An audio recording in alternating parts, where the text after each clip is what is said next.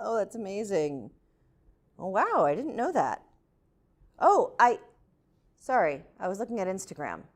Anyway, that's part of what I wanted to talk to you about. Social media research has been a burgeoning field in all sorts of political science. Why? Because people spend tons of time talking about politics on the internet. Not always a very useful thing to do, but certainly very interesting. So in this section, we're going to talk about the different ways that you can use social media research in order to kind of do some text-based analysis and get a big idea of what's happening in the world. Now, social media research is a cutting-edge field, and so a lot of times it's really hard to figure out how to get the data you want or how to get it efficiently.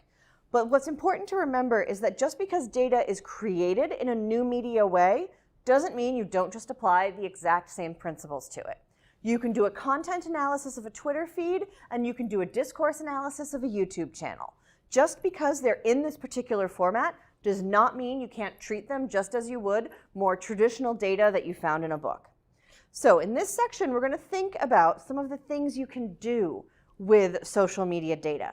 It's worth saying that if any of you propose topics that use social media data in your final project, you need to think about whether or not you would need ethics permission to extract that data, or whether it could be done in a way that didn't violate Canadian ethics procedures if you did it without an ethics review.